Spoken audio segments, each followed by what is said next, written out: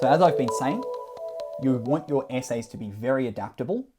You do want drafts that you know very well and that have been ironed out, but you want that sense of willingness to be malleable with them. What the helpfulness of having a lot of content and a strong vision of what you ideally want to say in exam conditions is it means that your attention in the exam is all about answering the question rather than having to pluck quotes from the top of your head. So that's what we want to do. It sounds a little odd, but we want to minimize the amount of time that you spend thinking in exam conditions, maximize the amount of time that you spend writing, and ensuring that the only thinking that you have to do is just about the question. In terms of the content that goes into these essays, the way that we scaffold these essay drafts, some of the critical ingredients of the essay are firstly a structure that evolves. So we don't want it to be an essay structure where it's looking at the same theme with no sense of progression within 3 poems. We also don't want an essay structure that is too thematically fragmented.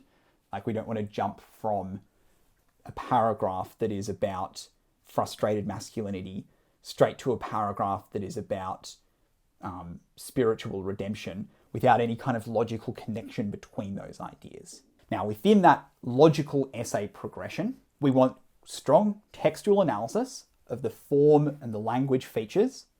We need strong links to social context. We also should, as I anticipated, have some reference to critical materials on Eliot's poetry so that we can see how your argument fits within the existing discourse about his work. We should have that acknowledgement as well of the rubric and this notion of textual integrity, even if we don't use the phrase, and what our personal interpretation of the meaning and significance of the work is. The way that an introduction can work is we start by unpacking the question and establishing an understanding of the rubric. Then we can introduce Eliot and the relevance of his poetry to these notions in the rubric, about the resonance of the literature throughout time, about why we turn to Eliot's poetry, and the concerns in the question. Based on the kind of question that you end up getting, you might have 2 separate sentences for these first 2 stages, or they might just be collapsed into one. If the question asks about how does your prescribed text explore concerns that are significant to humanity throughout time, and it's the same question for everyone, regardless of which text they've studied for Module B, then you might start off the essay with something that is equally broad and rubric driven before only applying to Eliot in the second sentence. But if the question asks about Eliot, if it asks how does Eliot use fragmentation to explore a society in spiritual and moral decline, then you might as well jump straight into Eliot, but still weaving some of that knowledge about the rubric in there as well. After that's done, we can then start to consider the role of form and context within Eliot's poetry and how the two work together. So because this text arguably has textual integrity, the form that Eliot writes within is directly responsive to his social context. Then later in the introduction, we can provide that sense of a body paragraph overview. Should be quite brief and efficient, but a little bit of a nod to which poems you're going to be discussing and in which order.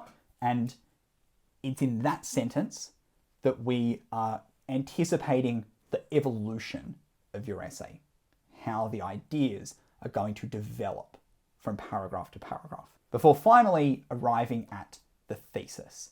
Now, really the thesis is the entire introduction. The entire introduction is setting up your argument.